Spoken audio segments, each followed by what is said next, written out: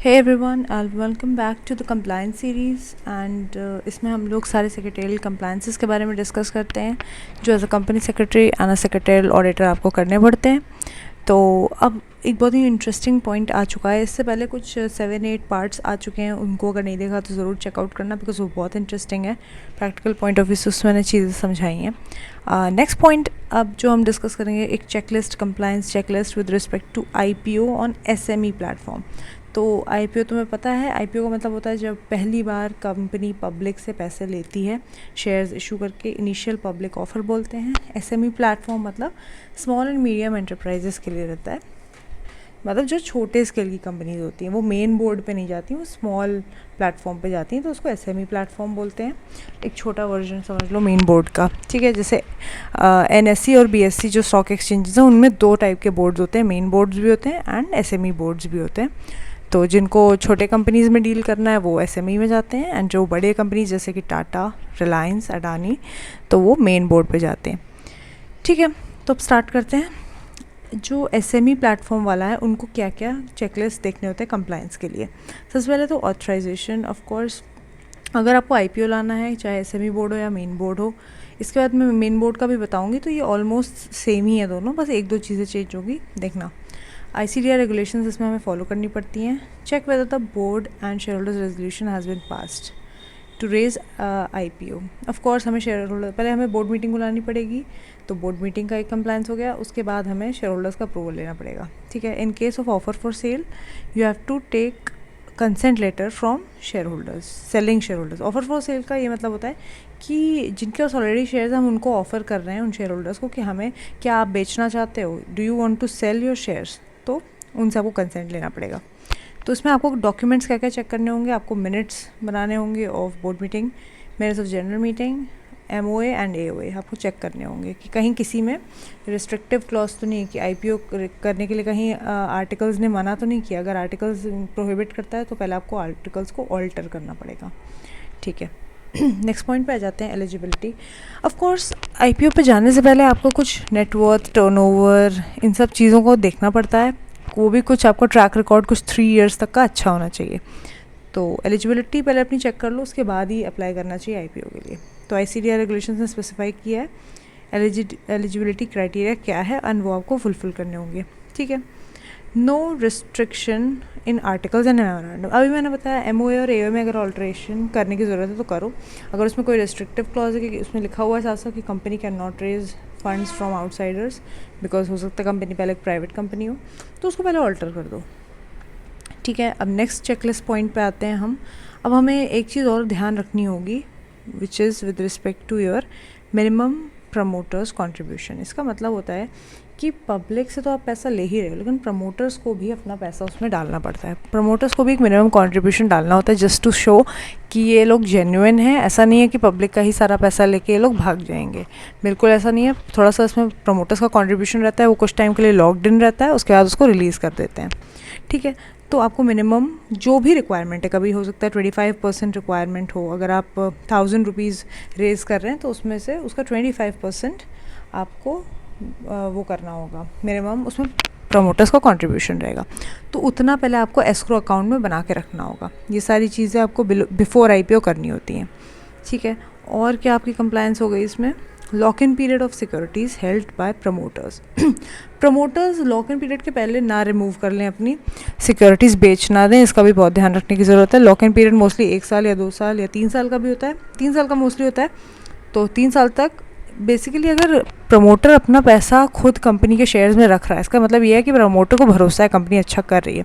लेकिन अगर प्रमोटर पहले ही हटाए ले रहा है अपने पैसे, जैसे ही पब्लिक से पैसे रेज कर लिए, तो इसमें एक डाउटफुल, एक सस्पेशन की बात आ जाती है कि ऐसा ये क्यों कर रहा है प्रमोटर, ठीक है। फ्यूजिटिव इकोनॉमिक ऑफेंडर तो नहीं बनना चाहता कहीं वो, तो इन सब चीज़ों का कंप्लायंस में देखना पड़ता है। नेक्स्ट है इंटरमीडिएटरीज अपॉइंट करनी होती हैं। तो जो भी इन्वेस्टमेंट बैंक्स होते हैं, जैसे कि SBI कैप्स एक है, ठीक है, वेल्थ मैनेजमेंट और एसेट मैनेजमेंट कंपनीज होती हैं, इन सबको आप एज अ इंटरमीडिएटरी अपॉइंट करते हैं, ठीक है। जैसे कि और भी होती हैं बहुत सारी। चेक वेदर, तो ऑफ कोर्स आपको पहले लीड मैनेजर एक अपॉइंट करना होगा, तो उसको एक अपॉइंटमेंट लेटर होगा, तो we have to issue the appointment letter. ये सब बोर्ड मीटिंग में होगा, बोर्ड से आपको पूरा उसके मिनट्स में प्रॉपरली यहाँ पे मेंशन करना होगा कि सब कुछ हुआ है। फिर एक कंप्लायंस ऑफिस, जो कंपनी सेक्रेटरी होता है कंपनी का, मोस्टली वही कंप्लायंस ऑफिसर होता है, उसी की सारी रिस्पॉन्सिबिलिटी होती है।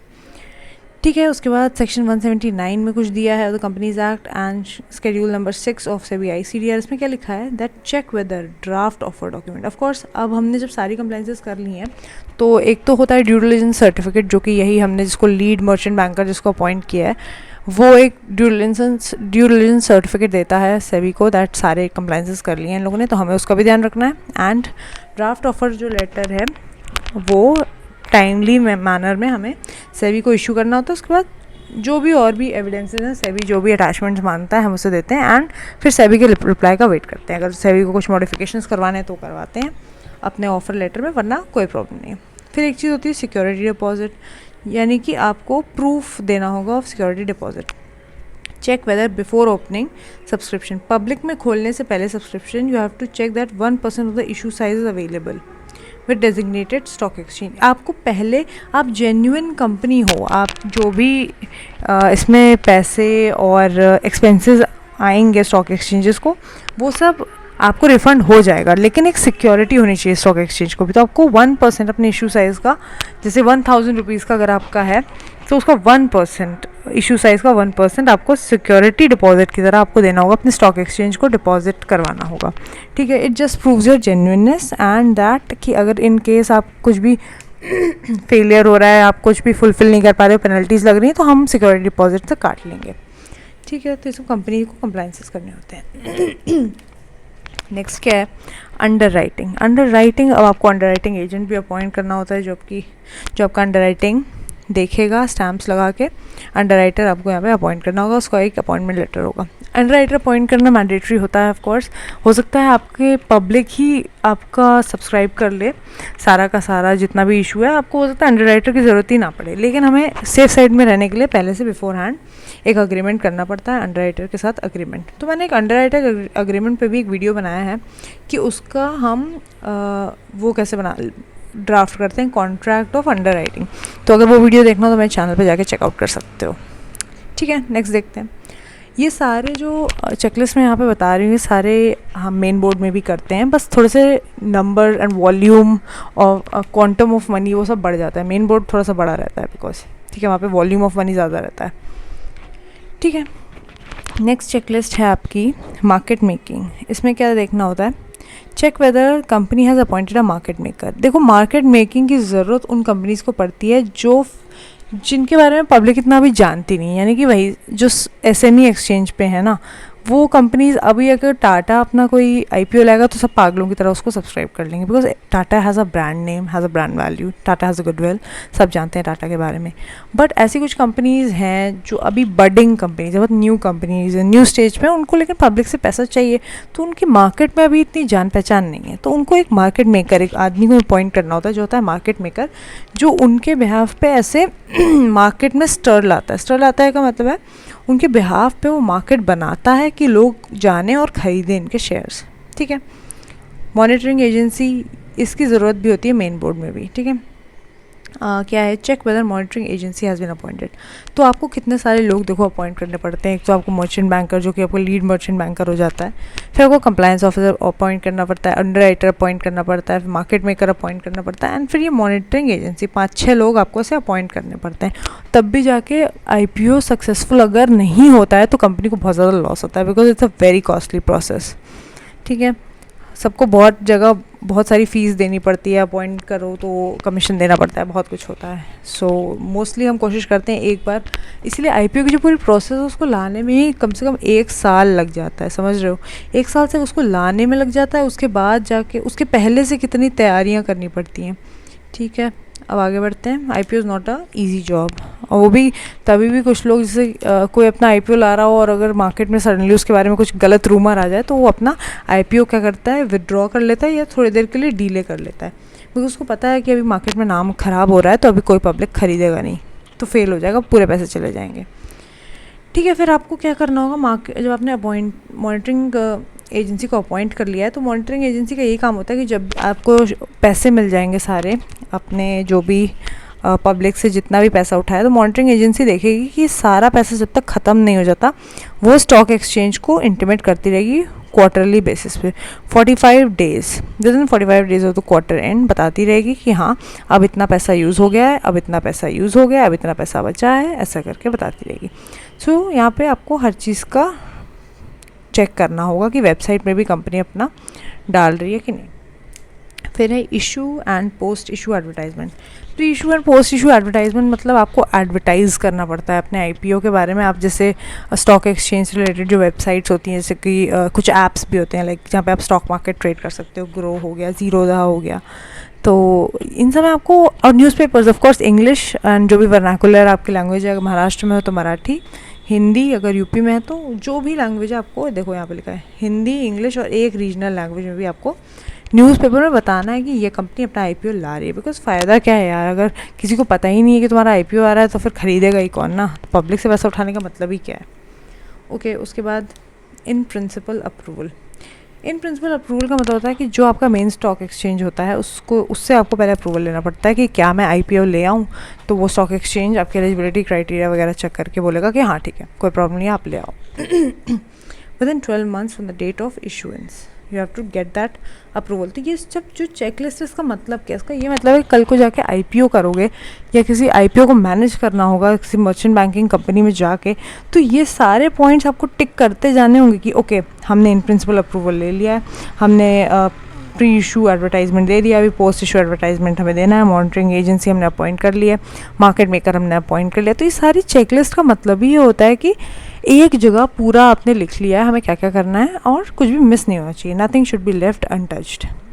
फिर पीरियड ऑफ सब्सक्रिप्शन भी एक चीज़ होती है, उसमें क्या है, check whether IPO was kept open for at least 3 and not more than 10 working days. तो 3 से 10 वर्किंग डेज, संडे और सैटरडेज में इंक्लूड नहीं किया जाएगा, ठीक है। तो इतने दिन तो आपको ओपन रखना ही है ताकि लोगों को कुछ टाइम मिल जाए उसको सब्सक्राइब करने के लिए। और ये जो आपका ऑफर डॉक्यूमेंट है उसमें मेंशन होती है डेट, ठीक है। हम डेट भी डिसाइड कर लेंगे, उसके बाद हम एप्लीकेशन मनी और वैल्यू भी डिसाइड कर लेंगे कि मिनिमम साइज़ क्या होगा। एक आदमी, मतलब अगर मैं एक इंडिविजुअल हूँ, मैं एक कंपनी में अप्लाई कर रही हूँ जो आईपीओ में आ रहा है, ठीक है, तो उसके लिए मुझे एटलीस्ट 1 लाख रुपए रेडी होने चाहिए मेरे पास, क्योंकि वही मिनिमम एप्लीकेशन साइज़ है। ऐसा नहीं है कि मैं 100 रुपये का कुछ ख़रीद लूँगी, ये नो, सब्जी मंडी नहीं है ये, यहाँ पे मिनिमम एप्लीकेशन साइज़ एक होता है। तो आपको जो भी, वैसे ये सारी नंबर हो सकता है विद टाइम चेंज होते जाएँ, लेकिन आपको अगर आप जैसे 2 साल के बाद किसी कंपनी में जाके आईपीओ का करवा रहे हो तो आपको ये सारी चीज़ें सेम रहेंगी कि period of subscription and all those, कि आपका ध्यान क्या रखना होगा, बस ये नंबर चेंज होता रहता है। ये मॉनेटरी वैल्यू जो है विद टाइम बदल सकते हैं, इसको हो सकता है सेबी नोटिफाई करके बदल दे, 1,50,000 कर दे, इन्फ्लेशन की वजह से बढ़ जाए, ठीक है। ये 3 to 10 वर्किंग डेज से इसका कंप्लायंस गुड गवर्नेंस में बढ़ा के हो सकता है 3 to 15 डेज कर दे। तो ये नंबर बदल जाएगा लेकिन कॉन्सेप्ट कभी नहीं बदलेगा, कॉन्सेप्ट वही रहेगा। तो कॉन्सेप्ट समझ लो, नंबर्स के पीछे मत भागो इतना, ठीक है। नेक्स्ट हमारा क्या होगी, चेकलिस्ट में हमें जो पॉइंट टिक करना है, allotment and procedure. Allotment procedure and bases of allotment हमारा क्या होगा। लेट्स से सारा 3 to 10 डेज सब हमारा ओपन रहा पूरा पब्लिक के लिए इशू, और पब्लिक ने मस्त सब्सक्राइब भी किया। अब हम उसको अलॉट कैसे करेंगे, हमारा प्रोसीजर क्या रहेगा, ठीक है। अब हम बनाएंगे minimum number of prospective allottees at least 50 for public issue, मतलब मिनिमम 50 लोगों को तो हमें अलॉट करना ही नहीं। ये नहीं कि एक LIC आया, LIC क्या होता है कि इंस्टीट्यूशनल बायर है, QIB क्वालिफाइड इंस्टीट्यूशनल बायर है ना, एक पूरा इंस्टीट्यूशन है। LIC के पास बहुत पैसे हो सकता है वो अकेला पूरा का पूरा आपका IPO खरीद ले, लेकिन आपको मिनिमम 50 लोग लिस्ट ऑफ अलॉटीज़ में होने चाहिए, सारा का सारा, ताकि आप एक को ही ना फेवर कर दो, ठीक है। सबको मौका मिलना चाहिए, ओके। उसके बाद आपको अलॉटमेंट एंड रिफंड क्या करना है। कुछ लोग ओवर सब्सक्राइब जब हो जाता है तो कुछ लोगों को नहीं वहाँ पे सब्सक्राइब कर पाते हैं, तो उनको वो हो जाता है, रिफ़ंड दे दिया जाता है। उन्होंने जो पैसे दिए, सॉरी आप लिस्ट में नहीं आए तो आपको हम रिफ़ंड कर देंगे आपका पूरा का पैसा, ठीक है। तो उसी के बारे में लिखा हुआ है, you have to make sure that monies get refunded within timely manner. ऐसा नहीं है कि कंपनी अपने पास रख के बैठ गया और भूल गया, ऐसा नहीं है, बहुत टाइमली पीरियड होता है, वरना इंटरेस्ट पेनल्टी लगनी स्टार्ट हो जाती है। शायद 12 से 18% का कुछ इंटरेस्ट रेट है, देखो 15% का रेट चल रहा है। With in stipulated time, I think with in 30 days या विद इन 15 डेज़ अगर आपने नहीं रिफ़ंड किया पैसा कंपनी ने, तो 15% कंपनी आपको ऐड करके देगी इंटरेस्ट, अगर इन केस आपका रिफ़ंड हो रहा है, अगर आपका अलॉटमेंट नहीं हो पाया तो। फिर पोस्ट इशू ड्यू डिलिजेंस क्या होगा, पूरा इशू हो चुका है, आपने इशू से पहले इतनी मेहनत कर ली, फिर आपने लिस्ट अपना इशू किया, लोगों ने ख़रीद लिया, अलॉटमेंट भी हो गया, किसी जिसको नहीं अलॉट कर पाया उसको आपने रिफ़ंड भी कर दिया।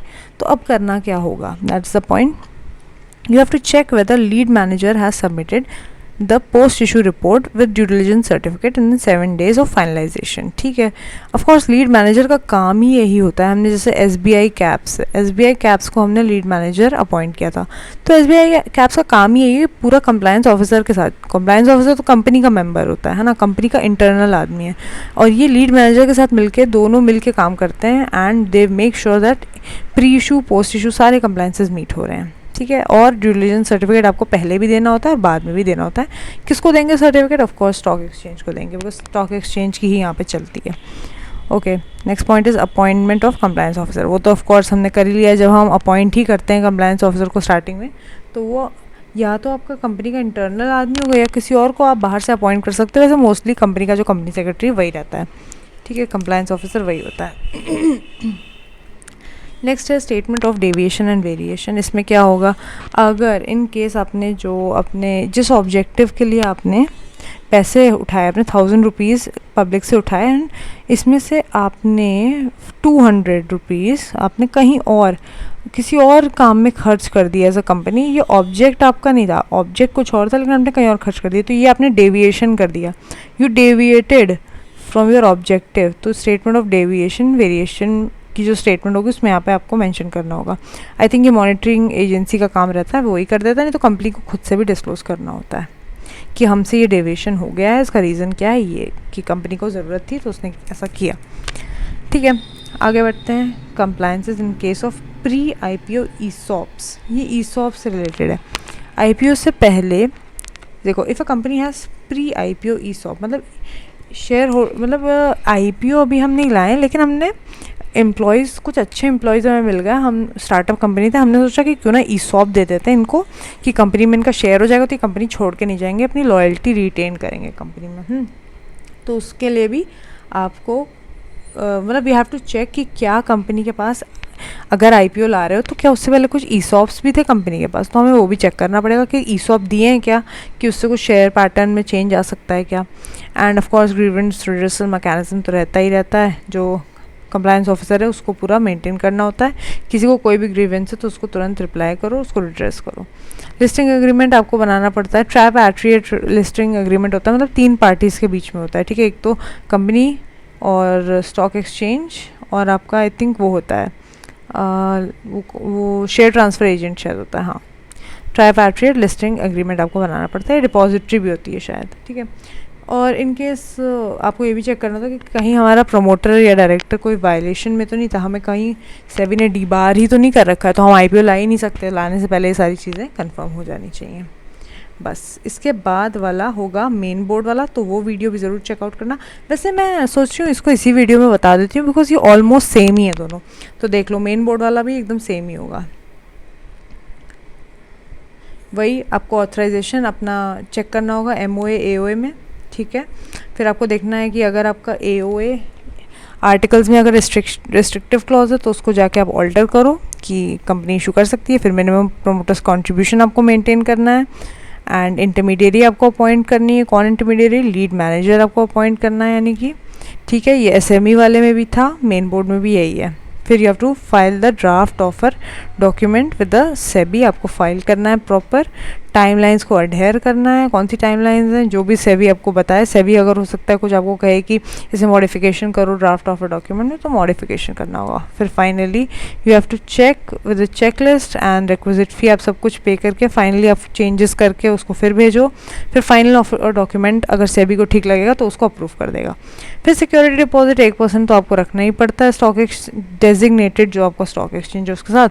उसके बाद अंडरराइटर अपॉइंट कर लो ताकि आपका इशू फेल ना हो। मॉनिटरिंग एजेंसी, यहाँ पे मार्केट मेकर की ज़रूरत नहीं होती, मार्केट मेकर SME में रहता है, जो SME एक्सचेंज होता है। ठीक है, मॉनिटरिंग एजेंसी का क्या सीन है, मॉनिटरिंग एजेंसी का वही काम है, 45 क्वार्टरली रिपोर्ट बना के स्टॉक एक्सचेंज को देगा कि इन लोगों ने क्या गड़बड़ करी है, इनसे हुआ काम कि नहीं हो पाया।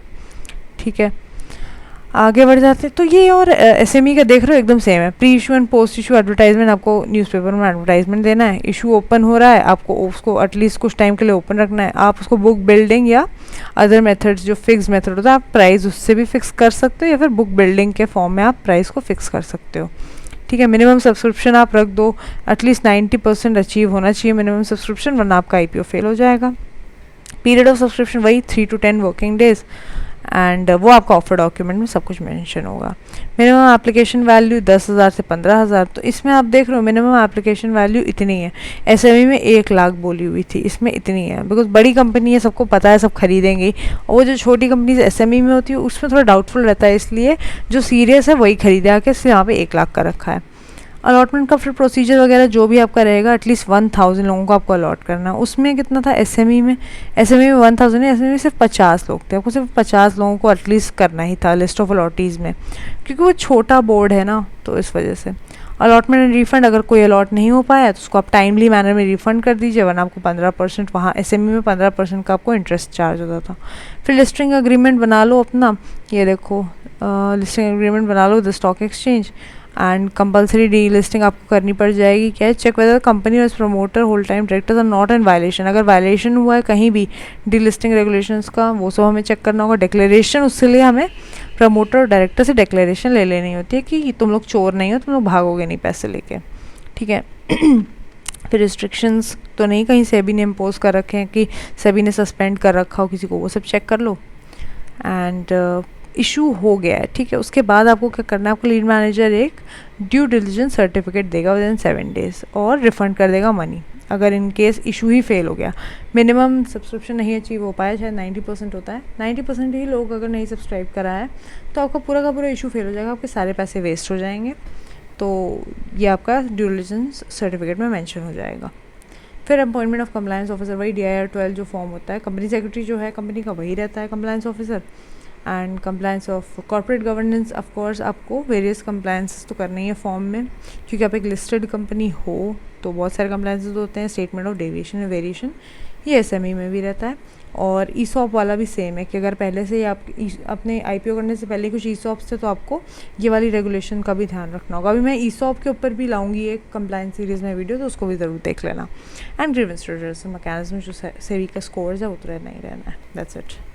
So that's it guys, I hope that was helpful. And पूरा का पूरा मुझे तो लग रहा है कि तुम लोगों का इससे आईपीओ ICDR पूरा का पूरा रिवाइज हो गया होगा। बहुत ही इंटरेस्टिंग था, वीडियो मज़ा आया तो ज़रूर मुझे कमेंट्स में बताना। एंड अगर कोई और टॉपिक पे नॉलेज चाहिए हो तो वो मुझे ज़रूर बताना। Thank you so much everybody.